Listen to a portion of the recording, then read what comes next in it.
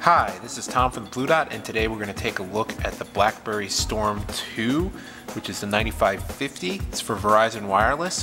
This is also an unlocked device that we have, and this device that I have in my hand is a refurbished one. Alright, upon holding it, it is a bit hefty, and that's not really a bad thing. It actually feels pretty tough when you're holding it. It has metallic accents on the side, though I don't think this is real metal here, but the back is. And it just looks like you could kind of chuck it into a wall and it'd be okay. I would not suggest it because I don't think it actually would be okay, but it is a little tougher than other phones. This is the upgraded version of the Blackberry Storm 1, which is the 9530. One of the upgrades that they have that's obvious right off the bat is that the buttons down here are now touch buttons. Though this is a Storm, so every touch thing on here is actually part of the screen, which is a big button. And we'll get to that in a second. On the outside, we notice the options buttons down here. This is the phone call button, options, back, and the hang up button. Up top, we have the power button, which on the Storm 1, the power button was actually the same as this button down here, but they moved it up here. Then we have the volume, well, turn off the volume and turn it on. On the right, we have the volume rocker and the camera button. On the left, we have the push to talk and the micro USB charge port.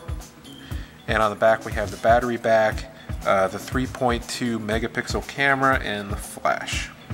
Oh yeah, and the headphone jack, of course. Now, let's go back to home. Here we go. This was kind of BlackBerry's push into the touchscreen world. Now, at least the Storm 1 was. The Storm 2 is kind of a refinement of that.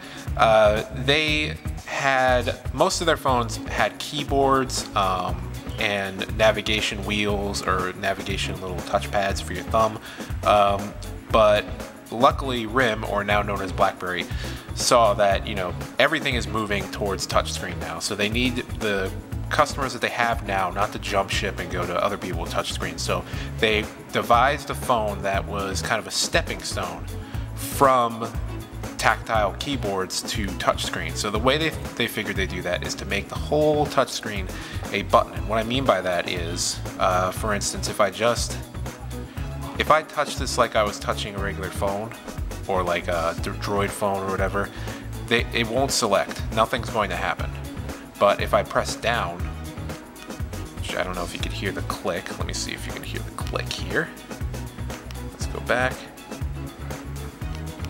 So you can hear when I press down, it kind of clicks around, and I'm just selecting all sorts of things. So yeah, you have to kind of get used to, if you're not already used to it, just kind of softly touch to select what you want and then press down, or you could just simply press down and it'll happen. The screen size is pretty decent. It's at about 3.2 inches, and it's pretty sharp, pretty crisp. It's a little dark for my liking, but that's just the way the operating system is. I mean, when you use video or online, it's bright, it's vibrant, it looks just fine. And you can navigate most of this with one hand, though I think this is better to use with two, just by the way it's designed with the whole button thing. Thumb can be a little clumsy, trying to be precise, Alright, so let's check out the camera. We're going to press the camera button. Get into that.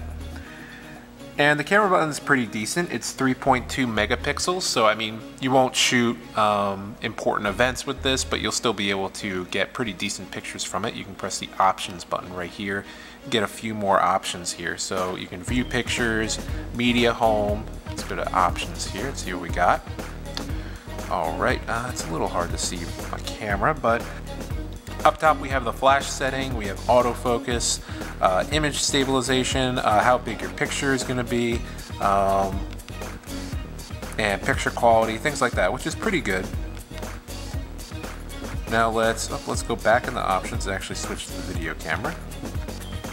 Alright, and let's check out the options for the video camera.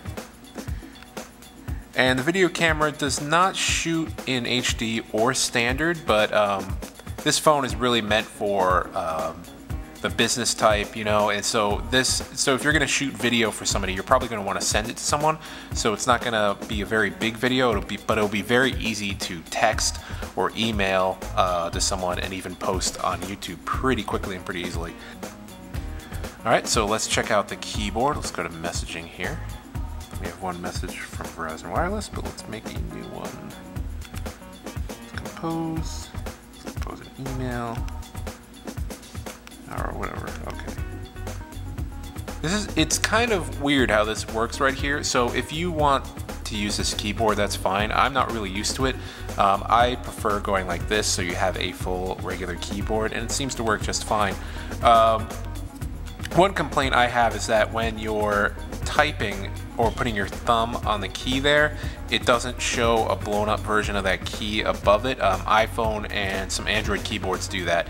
This one doesn't, so it doesn't tell you right off the bat what key you're on. I mean, you can see it, but it kind of gives you more of a chance of a little bit of a mess up here and there. On here is the home screen. There's not much going on here, but really what you'll be spending most of your time in is where all the apps are in here. And you can make folders and stuff to where everything is situated. You can have your games in a game folder, you can have your business stuff in another folder, which is really nice. So you can organize this however you like. It reacts pretty well to touch. Now this is a 3G device, so it is pretty quick with connection, with sending text messages, email, and surfing the web. This phone is perfect for somebody who's kind of making the transition into touchscreen, who's already has a Blackberry or never had a smartphone before, especially if you're on a service other than Verizon. And it's been out for a while, so it's relatively cheap to get, and if you're looking for something to upgrade to or you're just not used to touchscreens yet, this might be the best option for you out there. My name is Tom from Blue Dot. Thanks for watching.